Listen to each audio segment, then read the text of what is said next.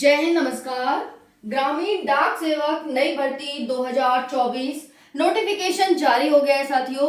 इस वीडियो में मैं आपको बताने वाली हूँ ना तो इसका एग्जाम होने वाला है साथियों। ये एक ऐसी भर्ती है जिसका ना तो एग्जाम है, न कोई एग्जाम पैटर्न है, न यहाँ पर आपका कोई फिजिकल है, न कोई यहाँ पर ट्रेड है साथियों। आपका परसेंटेज आधार पर सिलेक्शन होने वाला है। बहुत सारे साथियों का कमेंट आ रहा था कि कितने परसेंट पे हमारा सिलेक्शन हो सकता है। और साथियों, जो हमारी 10th पास मिनिमम क्वालिफिकेशन यहाँ पर मांगी गई है वो है 10th पास। 10th में परसेंट के आधार पर आपका सिलेक्शन होगा। कितने परसेंट जनरल के लिए, कितने percent OBC, SC ST, EWS के लिए चाहिए, हम बात करेंगे इस वीडियो में। उसके साथ साथ बात करेंगे ये जो टाइप ऑफ पोस्ट है एबीपीएम, बीपीएम, डाक सेवक, क्या क्या काम होगा इसका, क्या डिफरेंस है इनमें, किस पोस्ट के लिए हमें अप्लाई करना चाहिए, सारी जानकारी आपको मिलने वाली है। सिलेक्शन प्रोसेस के बारे में, अप्लाई डेट के बारे में, टोटल पोस्ट के बारे में। साथियों, बहुत ज्यादा पोस्ट पर इस बार भर्ती आई है। अगर हम बात करें पोस्ट की तो 42,228 पोस्ट हैं। जी हाँ, बिल्कुल सही सुना है आपने कि 42,228 टोटल पोस्ट पर ये भर्ती है। अगर मैं बात करूं एलिजिबिलिटी की तो मिनिमम एलिजिबिलिटी आपकी मांगी गई है। क्वालिफिकेशन बहुत कम है साथियों। एज की बात करें तो बहुत ज्यादा है। फीस की बात करें तो बहुत कम है। चलिए बात करते हैं एक एक करके सारी चीजों पर। सब कुछ कितना परसेंट पर हमें फॉर्म भरना चाहिए और क्या हम किसी भी राज्य से फॉर्म को भर सकते हैं, सारी जानकारी आपको A to Z मिलने वाली है। वीडियो को पूरा एंड तक देखिएगा। चैनल पर आप पहली बार आए हैं तो चैनल को सब्सक्राइब कर लेना। वीडियो पसंद आए तो अपने साथियों के साथ शेयर जरूर करना, क्योंकि यही मेरा मोटिवेशन का सबसे बड़ा स्रोत है। चलिए स्टार्ट करते हैं। टोटल पोस्ट कितनी है? 42,228 ग्रामीण डाक सेवक, यानी गांव में जो डाक सेवक होता है, ग्रामीण डाक सेवक की ये नई भर्ती आई है 2024 में इतनी पोस्ट पर। अप्लाई डेट क्या है? तो 15 जुलाई से फॉर्म भरना स्टार्ट हो गया है। 15 जुलाई से कब तक फॉर्म भरे जाएंगे? तो 8 अगस्त तक फॉर्म भरे जाएंगे। 15 जुलाई, कहीं आप रह न जाएं इससे वंचित, क्योंकि न तो आपको एग्जाम की तैयारी करनी, न बहुत ज्यादा यहाँ फीस है, न साथियों ऐसा कोई इसमें झंझट है कि हमें तैयारी करनी है, हमें सिलेबस देखना है, ये करना है, वो करना है, कुछ भी ऐसा नहीं है ना। तो यहाँ पर साथियों आप फॉर्म डालेंगे तो आपके लिए बहुत बेनिफिट यहाँ पर रहने वाला है।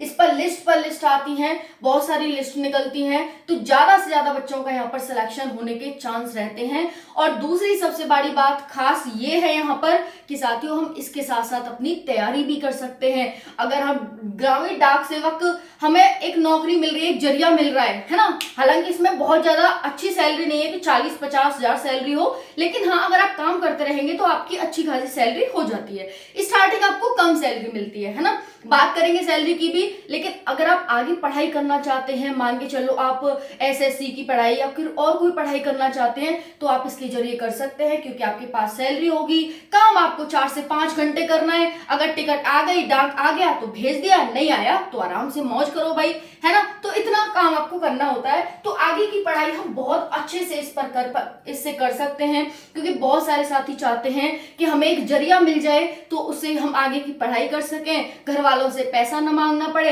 अपना कमाए और अपना आगे की पढ़ाई कर सके। तो वैसे ही ये नौकरी है, ठीक है। नेक्स्ट है साथियों सिलेक्शन प्रोसेस। सिलेक्शन प्रोसेस क्या है? आपकी मेरिट लिस्ट आएगी और मेरिट लिस्ट के बाद आपका सिलेक्शन हो जाएगा, ठीक है ना। एज क्या है? तो एज है 18 से 40 वर्ष। ये किसकी है? जनरल वालों की। वहीं पर अगर हम बात करें यहाँ पर साथियों ओबीसी की, ओबीसी को 3 वर्ष की छूट है, तो 18 से 43, और एससी एसटी की जो एज है वो 18 से 45 वर्ष है। समझ में आ गई? ठीक है।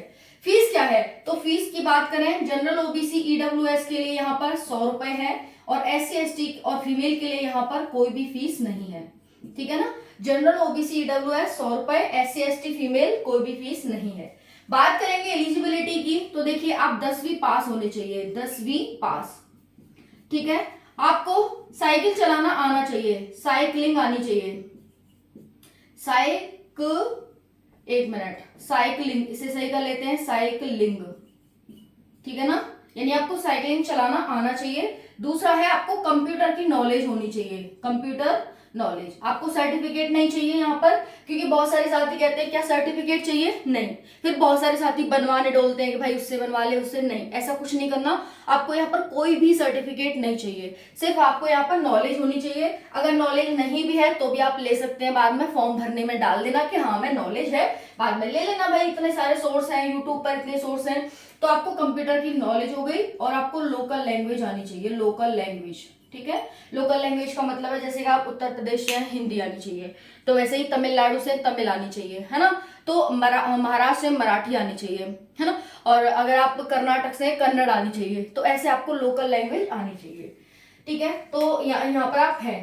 फिर उसके बाद type of post and salary, 3 type की पोस्ट है, बीपीएम, एबीपीएम, डाक सेवक, ठीक है ना। तो 3 टाइप की पोस्ट है, किसी भी प्रकार की पोस्ट के लिए आप अप्लाई कर सकते हैं साथियों, किसी भी प्रकार की, सारी अच्छी हैं, लेकिन सबसे ज्यादा सैलरी है वो बीपीएम की है, 12,000 सैलरी, है ना। स्टार्टिंग आपको 12,000 सैलरी, बहुत अच्छी सैलरी है, कम सैलरी नहीं है, जिसमें कि ना आपको एग्जाम देना है, ना कोई पढ़ाई करनी है, ना कुछ करना है, सिर्फ आपको फॉर्म भरना है और अपना मेरिट में नाम देखना है, ठीक है।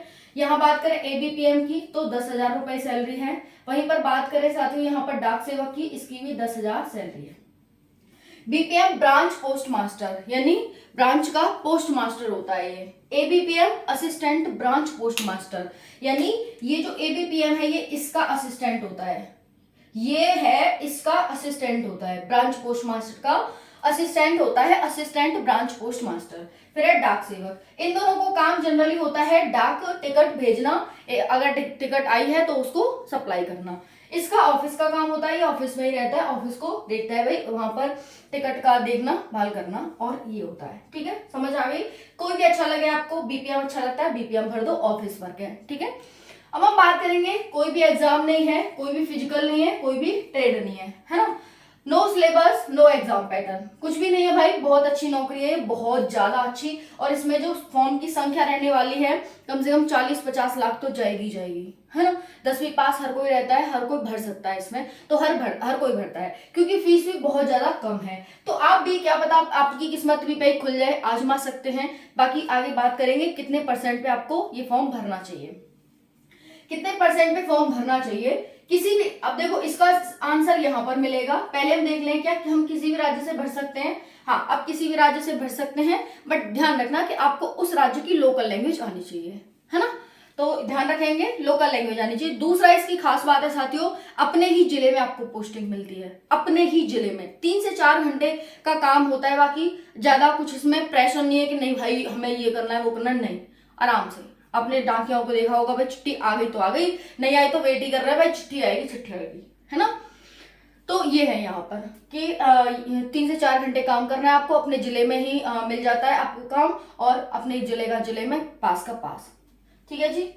अब है कट ऑफ कितनी जाती है, तो कितने परसेंट पे हमें भरना चाहिए। अगर जनरल, ईडब्ल्यूएस, ओबीसी हैं तो आप 80% पर इसे भर सकते हैं, ठीक है, क्योंकि इसमें परसेंटेज है, तो ज्यादा से ज्यादा परसेंटेज वालों का सिलेक्शन होता है। क्योंकि इस बार पोस्ट भी ज्यादा है, तो 80% इस बार सिलेक्शन हो सकता है, 80% वाले का, जनरल, ओबीसी, ईडब्ल्यूएस में। एससी एसटी की बात करें तो आप 75% वाले हैं, तो आप इसमें भर सकते हैं, ठीक है जी।